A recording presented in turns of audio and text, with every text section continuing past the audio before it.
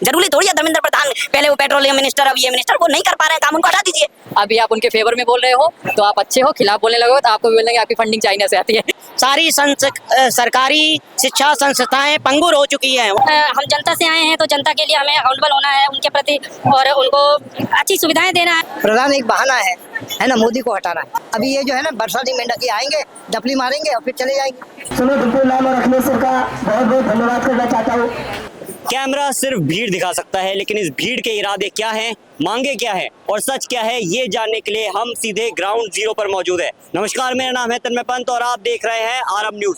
मैं इस वक्त मौजूद हूँ दिल्ली के जंतर मंतर पर, जहां लोगों की सिर्फ एक ही मांग है, धर्मेंद्र प्रधान का इस्तीफा। और सोनम वांगचुक के समर्थन में यहाँ लोग आए हुए हैं। चलिए बात करते हैं उन लोगों से और जानते हैं इस आंदोलन में उनके जुड़े रहने का क्या मुद्दा है, क्या उद्देश्य है और वो लोग यहाँ अपनी क्या मांगे लेकर आई है। पूर्ण रूप से व्यवसायीकरण हो गया है, शिक्षा कमर्शियलाइज हो गया है, सारी सरकारी शिक्षा संस्थाएं पंगुर हो चुकी हैं। वहाँ शिक्षक समय से नहीं आते शिक्षक, प्राइमरी के टीचर सारे केवल वेतन लेते हैं। और प्राइवेट सेक्टर के एजुकेशन सिस्टम में और सरकारी सेक्टर के एजुकेशन सिस्टम में स्ट्रीम है। प्राइवेट सेक्टर में टीचर को 10,000 15,000 मिलते हैं, जबकि सरकारी क्षेत्र में शिक्षक को 80,000 1 लाख रुपए मिलते हैं। तब पर भी वो ईमानदारी पूर्वक अध्यापन की प्रक्रिया को नहीं संपन्न करता। ये देश के लिए बहुत दुर्भाग्य का भविष्य है। और ये हम आज़ादी के इतने वर्षों उपरांत आज हमारी जो शिक्षा नीति है वो लॉर्ड मैकाले के बनाए हुए शिक्षा नीति के ही अनुरूप है। उसमें कोई आमूलचूल परिवर्तन नहीं हुआ है। सरकार केवल सत्ता लोलुप है और सत्ता का आनंद लेने के लिए बनी हुई है। सर, अगर कल को जो है धर्मेंद्र प्रधान इस्तीफा दे देते हैं तो आप किसको जो है नए एजुकेशन मिनिस्टर के तौर पे देखना चाहेंगे? एजुकेशन मिनिस्टर, देखिए एजुकेशन मिनिस्टर कौन बनेगा कौन नहीं बनेगा ये सरकार और प्रधानमंत्री की अनुशंसा। नहीं, आप किसको देखना चाहते हैं? हम वो बताएं। देखना भी चाहे तो हो ही नहीं सकता है, क्योंकि हम बना ही नहीं सकते हैं ना, वो जनता से चुना ही नहीं जाता। आपका जो क्वेश्चन है वही गलत है, क्योंकि प्रधानमंत्री के द्वारा अनुशंसा पे राष्ट्रपति उसका अपॉइंटमेंट करता है, तो उसमें जनता का कोई रोल ही नहीं है। तो हमारा रोल है नहीं, मतलब रोल है एक सवाल है, हमारा रोल है सांसद विधायक बनाने का और सरकार के मुद्दों पर सरकार को सपोर्ट करने का। नहीं, मेरा एक सवाल था, मेरा ये सवाल था, रोल नहीं है, ये प्रधानमंत्री का रोल है। मेरा ये सवाल था सर कि आपको क्या बीजेपी के अंदर ऐसा कोई कैंडिडेट लगता ही नहीं है कि ये इस लायक है कि इसको बिठा सकते हैं? हम बिल्कुल इस बात को नहीं कहते। बीजेपी में भी बहुत अच्छे लीडर है और सरकार के पास अगर कोई और नहीं भी है तो वो कहीं से भी ला सकती है उसको। राज्यसभा में 6 महीने के बाद में लोकसभा में कहीं से चुनाव लड़वा सकती है। ऐसा नहीं कहा जा सकता कि हिंदुस्तान की कोई इतनी बड़ी राजनीतिक पार्टी के पास फ्यूचर में हेल्थ एजुकेशन मिनिस्टर बनाने के लिए कोई आदमी नहीं मिलेगा। ऐसी नहीं है, ये सब बेतुकी की बातें हैं। गवर्नमेंट जब रन करती है, गवर्नमेंट के प्रोटोकॉल होते हैं, गवर्नमेंट बहुत अच्छी तरीके से रन की जाती है। ऐसे ही हवा में सारी चीजें नहीं चलती हैं। जब गवर्नमेंट के पास इतने सारे लोग हैं, इतने विभाग हैं, कहीं ना कहीं से किसी भी आदमी को उठा लाएंगे, किसी चीफ जस्टिस, दुनिया भर के अधिकारी हैं, किसी को उठा के किसी को राज्यसभा भेज देंगे। तो वो उनके पास ऐसा नहीं है, उनके पास दुनिया भर के लोग हैं और बहुत अच्छे काबिल लोग हैं सरकार के पास। लेकिन सरकार करेगी नहीं, लेकिन सरकार करेगी नहीं। सरकार नहीं, हमारा ये मतलब है नहीं, कठपुतली की बात नहीं है। हमारा जो बेसिक यहाँ पे जो है वो ये है कि जो शिक्षा के जो स्ट्रक्चर में जो कोलैप्स हुआ है, जो यहाँ सेध मारी हुई है नीट के एग्जामिनेशन में, जिसकी वजह से कई लड़कों के ने अपनी जीवन को बलिदान कर दिया, जीवन चले गए, वो इनसे इंस्टीट्यूशनल मर्डर कह सकते हैं हम लोग। वो व्यवस्था सुदृढ़ होनी चाहिए, वो उसमें परिवर्तन होना चाहिए। ये ऐसे ही लोग मरते रहेंगे जिसके घर से एक बच्चा चला गया, जिसने उसको पैदा किया, उसका पालन पोषण किया, 12th तक उसे पढ़ाया, उसने उससे उम्मीद लगाई, वो बच्चा मर गया, वो आने के बाद में उसने फांसी लगा ली, ये इंस्टीट्यूशनल मर्डर हो गया। आगाम भविष्य में ऐसा ना हो, इसके लिए ये प्रदर्शन हो रहा है कि इसमें जो ये लैब्स जो आए हैं, इसमें ये दुरुस्ती होनी चाहिए और जो सब व्यवस्था है परिवर्तन होनी चाहिए। इसके जिम्मेदार जो हमारे एजुकेशन मिनिस्टर हैं वो हैं, क्योंकि उन्हीं के अंडर ये डिपार्टमेंट आता है, तो उनको नैतिकता के आधार पर भी अपना रेसिग्नेशन दे देना चाहिए। इतनी हाय तौबा नहीं करनी चाहिए। प्रधानमंत्री को भी सोचना चाहिए, कोई बहुत बड़ी बात नहीं है। हमारी मात्र मांग इतनी है कि वो इनको हटा दें। उनसे ये नहीं कहा कि आप किसी को ले आओ, दूसरे किसी को ले आओ। भाई बहुत सारे लोग हैं गवर्नमेंट के पास में, उनके भी बहुत सारे लोग नजर लगाए बैठे हैं उनको भी केंद्र में मंत्री बनने का मौका मिल जाएगा। अच्छा काम कर सकता है कोई दूसरा आदमी, जरूरी थोड़ी है धर्मेंद्र प्रधान पहले वो पेट्रोलियम मिनिस्टर अब ये मिनिस्टर, वो नहीं कर पा रहे हैं काम, उनको हटा दीजिए। जो हमारा नया कोई आदमी आ जाएगा एक उसके लिए भी वो खप जाएगा, गवर्नमेंट का भी इससे कोई नुकसान नहीं है। बताइए कोई नुकसान तो है नहीं इससे। ब्रदर क्या नाम है आपका? मेरा नाम अमित है। तो आप यहाँ पे आज पहली बार आए हैं या आप रोज आते हैं? आया हूँ फर्स्ट टाइम। तो आप यहाँ पे क्यों आए हैं, मतलब आपकी क्या मांगे हैं? क्या आप भी जो है ये पेपर लीक की वजह से अफेक्ट हुए हैं? देखिए जो फर्स्ट रीजन आने का वो सर के लिए बहुत ज़्यादा रिस्पेक्ट है मेरे अंदर कि मतलब हाँ ठीक है, मूवीज़ वगैरह भी देखी, जब मूवी देखी थी तब ये नहीं पता था कि इन्हीं के ऊपर बनी है, बट लेटर ऑन आज से 2-3 साल पहले ये बात पता चल गई थी। तो अगर ये स्ट्राइक पर बैठे हैं, इनके काम को देखते हुए, इनके लिए जो दिल में इज्जत है उसको देखते हुए कि आज 18वां दिन है और गवर्नमेंट से कोई पूछने तक नहीं आया, तो एज अ यूथ ये हमारे लिए आवाज़ उठा रहे हैं, हमारी एजुकेशन सिस्टम के लिए आवाज़ उठा रहे हैं, तो इसलिए मुझे लगा नहीं चलना चाहिए, कम से कम एक मोरल सपोर्ट तो मिलेगा। उनके बैठने से उतना फर्क नहीं पड़ रहा, लेकिन जब एक पब्लिक इकट्ठा होगी, ये लोग बड़ी संख्या में आएंगे तो गवर्नमेंट के ऊपर कुछ ना कुछ तो प्रेशर पड़ेगा। हालांकि गवर्नमेंट पे प्रेशर अभी भी है, बट वो ऐसा अवॉइड करना चाहती है जैसे अगर वो हमें या उन्हें थोड़ा हिंट दे देगी तो लाइमलाइट में आ जाएंगे, लेकिन वो लाइमलाइट में ऑलरेडी है, देश के कोने कोने तक आवाज़ पहुँच रही है। बस देखना ये है गवर्नमेंट एक्शन क्या लेती है, बस उसी सपोर्ट ले आ जाए और कोशिश करेंगे, हो सकेगा तो 20 तारीख को भी आएंगे। आपने अभी जैसे सोनम वांगचुक सर की बात करी, एक जो है बहुत ही बड़ी कंट्रोवर्सी चल रही है, ये आज की नहीं है, लेकिन ये उन पे पहले जो है एलिगेशन लगे गए थे कि सोनम वांगचुक जी जो है वो CIA के एजेंट है, ये उन पे पहले एलिगेशन लगा गया था। इसके अलावा 2009 में जब कांग्रेस की सरकार थी तब भी उनके ऊपर बहुत सारे एलिगेशन लगाए गए थे, उस टाइम पे तो क्योंकि बीजेपी भी नहीं थी। तो उस बारे में आप क्या कहेंगे? देखिए मैं अगर आपसे पूछूं कि आप पाकिस्तान से हैं, पूछूं बताइए है कि नहीं है? जी नहीं, बिल्कुल नहीं। कैसी कंट्री है पाकिस्तान? मुझे कैसे पता, मैं तो गया ही नहीं। अगर यही जवाब आप दे दो कि ठीक है, बस इतना कह दो, बस ये मत कहो अच्छी है बढ़िया है, जो भी इतना कह दो ठीक है, अभी देख लेना कमेंट बॉक्स में आपको आतंकवादी डिक्लेयर कर देंगे। तो कोई आदमी जिसकी एक रेपुटेशन है, देश में इज्जत है, वो अगर गवर्नमेंट किसी भी एक, आप न्यूट्रल चीज़ ये देखो, वो बीजेपी के खिलाफ नहीं है, वो कांग्रेस के खिलाफ नहीं है, वो गवर्नमेंट के खिलाफ है। तो चाहे कांग्रेस हो चाहे बीजेपी हो, हर सरकार में आवाज़ उठाएंगे, जनता के हित के लिए उठाएंगे। हमारी लिए आप बात देखो गर्मी कितनी है, इन्वायरमेंट के लिए कौन बात कर रहा है? कोई एक सिंगल पर्सन, कोई भी पॉलिटिकल लीडर हो, कोई बात ही नहीं कर रहा, जबकि सबसे बड़ी नीड यही है, क्या है? पेड़ लगाओ। लग कहाँ रहे पता नहीं, स्कीमें आती हैं, फाइलें चली जाती हैं, पैसा जनता नेता खा जाते हैं, कोई पेड़ नहीं लगता, कोई कुछ नहीं होता। तो बस वही है जो CIA के एजेंट है, इसके एजेंट है, उसके एजेंट है, वही है। अभी आप उनके फेवर में बोल रहे हो तो आप अच्छे हो, खिलाफ बोलने लगोगे तो आपको भी बोल देंगे आपकी फंडिंग चाइना से आती है, आपका कैमरा चाइना ने दिया है, तो वो वाली बात हो जाती है। बाकी ऐसा कुछ भी नहीं है। अगर ऐसा कुछ होता वो यहाँ के क्यों बैठे होते? आप सोचो कितनी बढ़िया जगह से, लद्दाख से जहाँ हम ट्रिप पे जाते, मैं तो आज तक गया भी नहीं हूँ, वहाँ के हो के यहाँ पे क्यों फालतू में परेशान होने, अपनी बढ़िया जिंदगी जीते। लेकिन हमारे लिए आए, कुछ सोच कर आए, तो उनके ऊपर उंगली उठाना बहुत आसान है, लेकिन उनकी बातों पर अमल करना, उनको समझाना या उनके आइडियाज़ को थोड़ा सा भी इम्प्लीमेंट करना बहुत मुश्किल है। क्यों? क्योंकि अच्छाई को आजकल बहुत कम लोग सपोर्ट करते हैं। तो उतनी सी बात है बस, बाकी जो भी आरोप लगे सारे झूठे हैं, ऐसा कुछ भी नहीं होता। तो आपके पास पूरी टीम है, बॉडी, अथॉरिटीज़ है, कोर्ट है, सब कुछ है, लीजिए, प्रूफ कीजिए, अगर साबित होता है तो जो मर्जी हो कीजिए। फिर एक ये चीज़ और है, मैं जैसे आपको देख रहा हूँ, आप टीका लगा के आए हैं, दैट मीन्स आप रिलीजियस लगते हैं मुझे। अभी जो विजेता दहिया हैं, उन्होंने जो है पहले भी और अभी परसों उन्होंने एक कंट्रोवर्शियल स्टेटमेंट दिया था प्रेमानंद जी महाराज के ऊपर। वो हिंदुओं के लिए एक बहुत ही जो है बड़े हस्ती हैं प्रेमानंद महाराज जी। इसके अलावा पहले उन्होंने जो है भगवान शिव पे, भगवान राम पे बहुत सारे कंट्रोवर्शियल रिमार्क्स दिए हैं। आप इस चीज़ के बारे में क्या कहेंगे? आप उनको सही मानते हैं? इस बारे में उनका ये कहना सही था? क्योंकि बहुत सारे लोग आज भी इंटरनेट पे कहते हैं कि डेमोक्रेटिक कंट्री है भाई, यहाँ पे हर किसी को बोलने का अधिकार है, तो उन्होंने जब बोला क्या वो सही थी? देखो भाई ऐसा है ना, पहले तो मैं आपके सारे सवाल का जवाब एक करके दूं। मैं टीका लगा, yes I am a religious person, I am a proud Hindu, but I am not an staunch Hindu. मैं कट्टर हिंदू नहीं हूँ, मैं हिंदू हूँ जो होना चाहिए। मैं टीका लगाता हूँ because it's inspired by Chhatrapati Shivaji Maharaj, वो भी ऐसा लगाते थे, झांसी की रानी जी भी ऐसा लगाती थी, और हमारी दुर्गा माँ भी ऐसा टीका आप देखेंगे उनकी स्टैचूज पर लगी होती है। तो पहला रीजन वो है। दूसरा, आप देख सकते हैं गले में रुद्राक्ष भी है। तो मैं स्पिरिचुअल हूँ, लेकिन मेरी स्पिरिचुअल होने का ये मतलब नहीं है कि मैं किसी अदर रिलीजन को जो है डिफेम करूँ। अब विजेता दहिया जो करके गए, उनकी अपनी मेंटालिटी, उनका हिसाब किताब वो ऊपर वाला देख रहा है, वो करेगा, उस पर ना हम कुछ कह सकते हैं, ना आप ना गवर्नमेंट, क्योंकि सबको फ्रीडम ऑफ स्पीच है। हमारे कॉन्स्टिट्यूशन में ये राइट दिया गया है कि आप अपनी अपनी राय रख सकते हैं।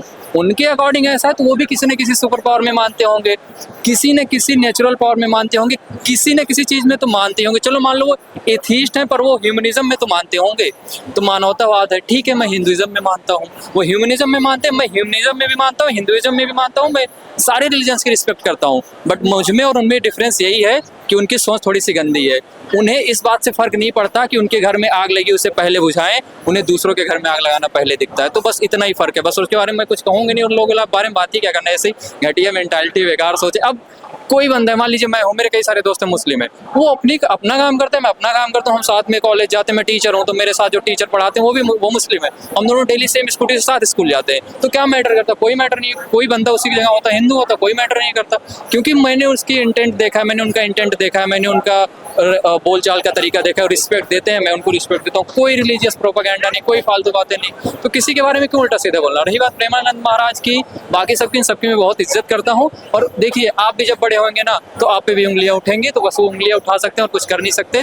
मुझे लगता है करंट टाइम में प्रेमानंद महाराज जी ऐसे पर्सन है जिनको सारी कम्युनिटी के लोग रिस्पेक्ट करते हैं, चाहे वो मुस्लिम हो, सिख हो, ईसाई हो, हिंदू, तो करते ही करते हैं। तो विजेता दहिया हो गए, बाकी लोग हो गए, इनकी कुछ बातें जो होती है जो जनता के हित की होती है वो ठीक होती है, लेकिन ये सारी बातें बहुत अजीब होती है, नहीं बोलना चाहिए। आप मतलब मानते हैं कि इस मामले में वो गलत है? कोई भी, जैसे मान लीजिए किसी अदर रिलीजन का भी कोई भी, जैसे कोई फादर है या फिर कोई क्या बोलते हैं उनको मौलाना है, मौलवी, वो जो अपनी बातें रख रहे हैं, उनके लोगों को मानना है माने, नहीं मानना है ना माने। आजकल हर कम्युनिटी में पढ़े लिखे लोग हैं, समझदार लोग हैं। जो पढ़े लिखे नहीं है उन्हें खुद अपना हाल पता है। आज की 2026 कंट्री में, यहाँ पे एआई की दुनिया में क्या कंडीशन है, गरीबी क्या है, महंगाई क्या है, इन्वायरमेंट कैसा है, रोटी कपड़ा मकान है कि नहीं, वो उनको पता है, जो पढ़े लिखे लोग। जो नहीं है वो इन्हीं सब में रहेंगे, एक दिन चले जाएंगे, क्या फर्क पड़ता है।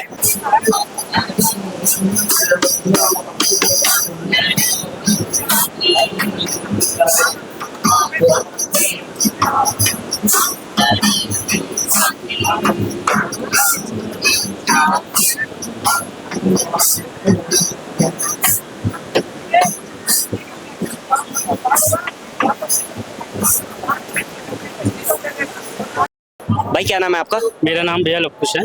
तो आप यहाँ पे क्या किसी पर्टिकुलर डिमांड की वजह से आए हैं या फिर आपका यहाँ पे आने का मोटिव क्या है? मोटिव यही है कि जो अभी चल रहा है यहाँ पर, जो है परीक्षा है, लीक हो रहा है, सरकार अकाउंटेबल नहीं है, तो यही सब है, इसीलिए आया हूँ मैं।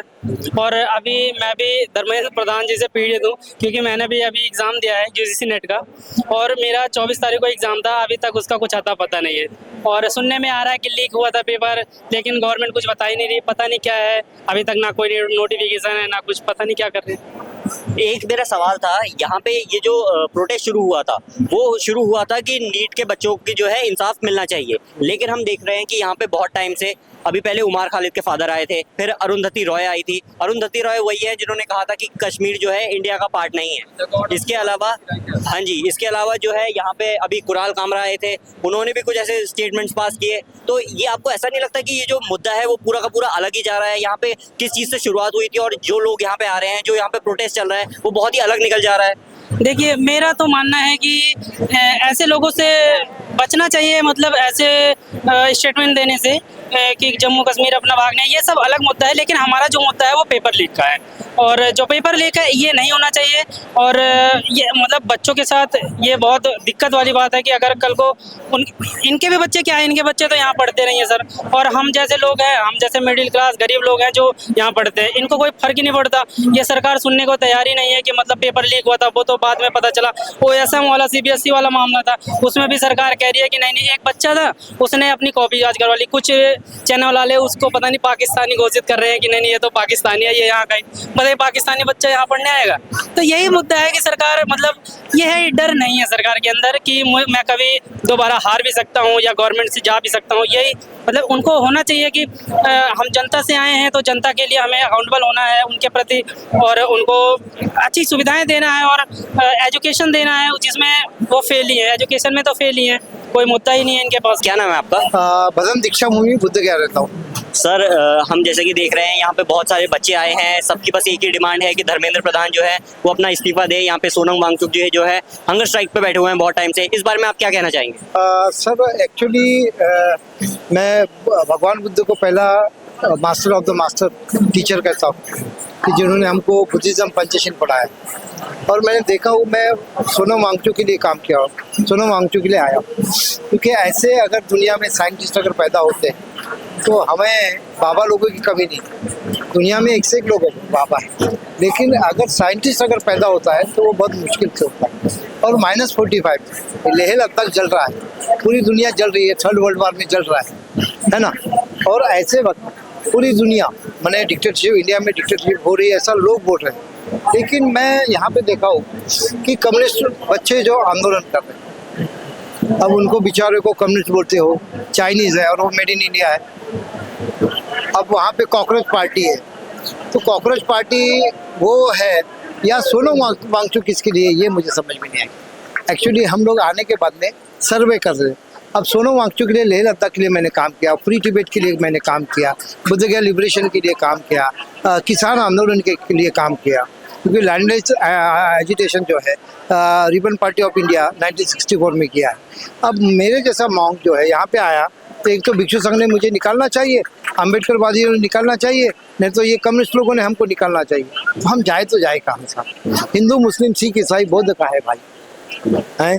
अब यहाँ पे 15 साल मैंने देखा हूँ आंदोलन में मोदी के वजह से सब डर रहे थे।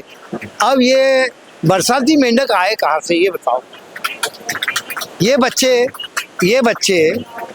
बच्चे जो है इनकी आवाज़ है ना। अब मैं बच्चे के लिए ये काम करूं या सोनम वांगचुक के लिए जान दूं या वो कॉकरोच के लिए जान दूं? तो साहब हमारा आंदोलन अभी डाइल्यूट हुआ है। हम किसके तरफ जाए? वो कम्युनिस्ट लोग अगर आए, वो चाइना वाले हैं, वो कॉकरोच वाले के लिए सोनम वांगचुक है, और सोनम वांगचुक को मिलने नहीं दे रहे। मैंने हर आदमी को स्टारडम बना के, बाबा साहब कहते थे कि व्यक्ति पूजा नहीं होनी चाहिए। ये आंदोलन जो है जिसके लिए चाहिए, सोनम वांगचुक के लेह लद्दाख के लिए है या बच्चों के लिए है या वो धर्मेंद्र प्रधान के इस्तीफे के लिए है। और आप ही ने मोदी को बनाया है, आप ही ने अमित शाह को बनाया है। ये दिल्ली वाले, हम लोग तो देहात के हैं, हम लोग बुद्धगया में रहने वाले बौद्ध भिक्षु है, कईयों लोग वहीं पे लोग काम करते हैं। और मुझे ऐसा लगा डायरेक्ट इनडायरेक्ट हम मोदी के लिए काम कर रहे हैं। प्रधान एक बहाना है ना, मोदी को हटाना है, और मोदी को हटाना नहीं। आपने लाया क्यों?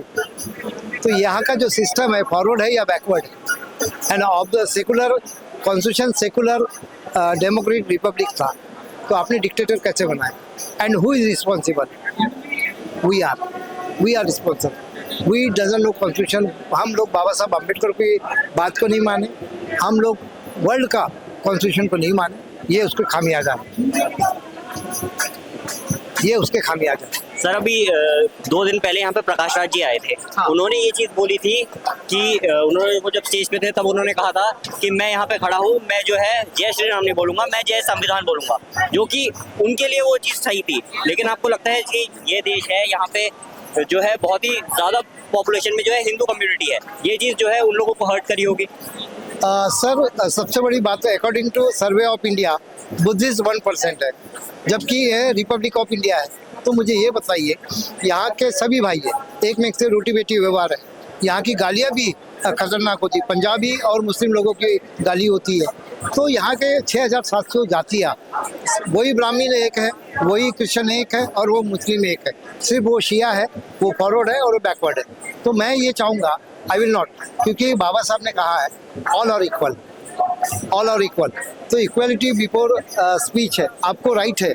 तो मुझे ये 15 साल से right to speech, right to worship, right to protest, ये अधिकार आप ही डर रहे थे मोदी से, आप ही थे। 15 साल पहले मैं देखा बुद्धगया लिबरेशन के लिए। तो मुझे ये बताइए, आज मोदी से डर रहे क्यों, और आज मोदी को फिर आज भगा रहे क्यों? देखिए, आप ये कांग्रेस और बीजेपी दोनों एक है, आप और मुझे लड़वा रहे हैं। तो third world war, first second world third world war है पूरे दुनिया में। अभी ये जो है ना बरसाती मेंढक ये आएंगे, डपली मारेंगे और फिर चले जाएंगे, बराबर है कि नहीं? और दिल्ली को हम लोग ने ये आंदोलन किया, वो आंदोलन किया। तो डेमोक्रेटिक तरीके से पार्लियामेंट में आपने इम्प्लीमेंट क्यों नहीं किया? आपके जो सांसद है या आपके जो राष्ट्रपति है या आपके जो पार्लियामेंट के जो अध्यक्ष है, तो आपके पार्लियामेंट चल रहा क्या है? तो आर वी कल्प्रिट और आर दे कल्प्रिट? क्या वो गुनहगार है या हम गुनहगार हैं? तो क्या हमें वोट मालूम नहीं है, क्या उनको वोट मालूम नहीं? क्या हमें इंडिया मालूम है या उनको चाइना मालूम है? तो मैं चाह रहा हूँ कि ये जो गाने गाते हैं ना मेरे देश की धरती, उनको पूछो कि उन्होंने इंडिया के लिए कितना फाइट किया है ना। और यहाँ के मुस्लिम कहाँ जाएंगे, यहाँ के क्रिश्चियन कहाँ जाएंगे, यहाँ के हिंदू कहाँ जाएंगे? दोस्त है ना। तो हिंदू मुस्लिम सिख ईसाई बौद्ध का है, सारे जहाँ से अच्छा हिंदुस्तान हमारा। मजहब नहीं सिखाता आपस में, अल्लामा इकबाल का बहुत अच्छा शेर है। तो मैं सोचता हूँ कि हमने जोड़ना चाहिए इंडिया को, ना कि तोड़ना चाहिए। भाई क्या नाम है आपका? तो आपके यहाँ आने का कोई मेन मोटिव, या फिर आप भी सबके साथ जो है धर्मेंद्र प्रधान की इस्तीफा के मांग करने के लिए आए हैं यहाँ पे? इस्तीफा भी है और बाकी बहुत सारी दिक्कतें हैं आजकल देश में। जैसे कुछ बता सकते हैं हमें? जैसे करप्शन इतना हाई है और नीट का पेपर लीक हुआ है एंड सरकार है उसे फ़र्क नहीं पड़ रहा है। 16 दिन से कितने दिन हो गए आज? 17 दिन, अप्रोक्स 18 दिन हो गए हैं। वेट इतना गिर रहा है एंड गवर्नमेंट को कोई फ़र्क नहीं पड़ रहा, ना कोई अकाउंटेबिलिटी है ना कोई कुछ है। अगर कोई ट्वीट करे बंदा बीजेपी का, कल या परसों बीजेपी में मनोज तिवारी बीजेपी के वो एमएलए, उनका वो आया था रिस्पांस, देखा होगा आपने भी। आम आदमी पार्टी से कैसे मतलब वो पीछा छुड़ा रहे हैं अकाउंटेबिलिटी की जगह। तो एक चीज़ जो है अभी बहुत कंट्रोवर्शियल चल रही है, जो इनके स्पोक्स पर्सन है विजेता दहिया, उन्होंने जो है बहुत ही कंट्रोवर्शियल रिमार्क दिया है प्रेमानंद जी महाराज के ऊपर, वो दिया है। इसके अलावा ये बहुत टाइम से जो है यहाँ पे हिंदू गॉड्स को ये लोग मॉक करते आए हैं। इसके बारे में आपका क्या कहना है? देखो, हिंदू गॉड्स के बारे में मतलब मैंने इतना देखा नहीं है, तो मतलब क्या बोलेगा, प्रेमानंद महाराज के बारे में जो बोला है उन्होंने, उसके बारे में बताना चाहता हूँ कि जो इंडिया के अंदर कल्चर है, स्टार्टिंग से आशाराम बापू हैं, बाबा राम रहीम है, मतलब एक नॉर्मल इंसान को भगवान का दर्जा दे दिया जाता है। तो एक डिफरेंस नहीं पड़ा, मतलब आपको एक बेसिक होता है कि आप किसी को भगवान मत बनाओ। इन्होंने पीएम को भगवान बना दिया, अब किसी आम आदमी को भगवान बनाएंगे, ऐसे नहीं चलता।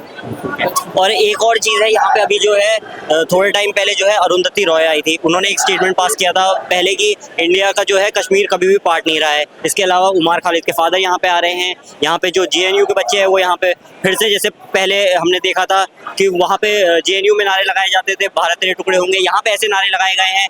एंटी नेशनल और एंटी हिंदू स्लोगन्स यहाँ पे रोज किसी न किसी फॉर्म में उठ ही रहे हैं। इसके बारे में आपका क्या कहना है कि नीट से शुरू हुआ ये मुद्दा अब कहीं और जाते हुए नहीं दिखाई दे रहा है, और शायद यही वजह है कि गवर्नमेंट जो है इन लोगों पे इतना लाइमलाइट नहीं देना चाह रही होगी?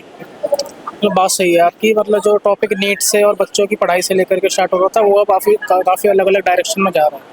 जैसे कुणाल कामरा का भी एक वो आया है अभी रिसेंटली, तो सीता के पति का नाम लेके एक नेता के, मतलब वो कमेंट्स होते हैं जो आप पास नहीं करते जब आप एक पीसफुल प्रोटेस्ट कर रहे होते हो, तो ये अप्रोच इनकी गलत है।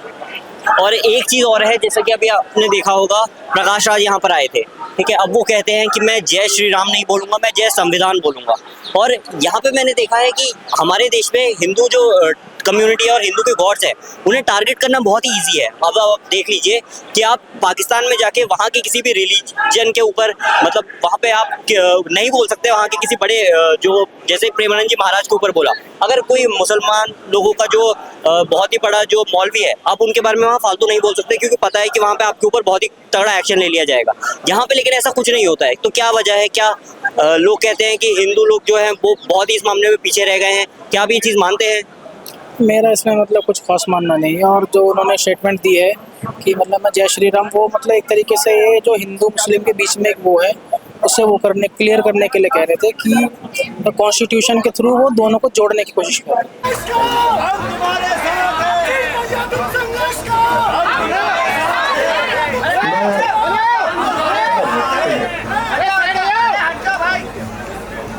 आराम से सर, थोड़ा आराम से, बच्चे हम बच्चे आराम से। मैं डिम्पल मैन और अखिलेश सर का बहुत बहुत धन्यवाद करता हूँ, जो उन्होंने हमारे लिए, मैं डिम्पल मैम और अखिलेश सर का बहुत बहुत धन्यवाद करना चाहता हूँ, जो इस लड़ाई में हमारे साथ सब रहे।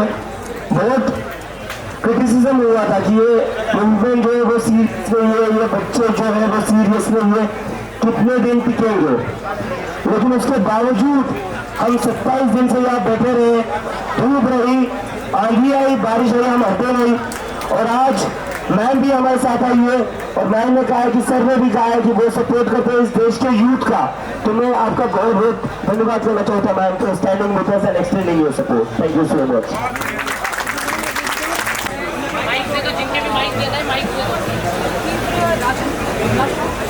माइक्स कलेक्ट कर लीजिए, जो भी मीडिया के बाइक लेना चाहते हैं। तो जैसे कि आप लोगों ने देखा कि यहाँ पे हमने अलग अलग लोगों से बात करी, सबके अलग अलग मुद्दे हैं, सबके अलग अलग विचारधारा है, लेकिन डिमांड सबकी एक ही है कि धर्मेंद्र प्रधान इस्तीफा दे और इस देश के जो एजुकेशन सिस्टम है उसमें बदलाव हो। बहुत सारे जो है बच्चों का इस पे फ्यूचर टिका हुआ है, सब एक ही चीज़ चाहते हैं कि एजुकेशन सिस्टम में सुधार होनी चाहिए। लेकिन हमें ये नहीं भूलना चाहिए कि यहाँ पे जो ये नीट का मुद्दा शुरू हुआ था और अब यहाँ पे मुद्दा जो है ये किसी और चीज़ में डाइवर्ट किया जा रहा है, तो उस चीज़ में हमें संभल के रहना होगा। अब क्या सही है और क्या गलत है वो हम इस देश की जनता पे छोड़ देते हैं। आज के लिए सिर्फ इतना ही। अगर आपको ये वीडियो पसंद आई हो तो लाइक ज़रूर कीजिएगा। कैमरामैन राहुल के साथ मैं हूं तन्मय पंत और आप देख रहे हैं आरब न्यूज़।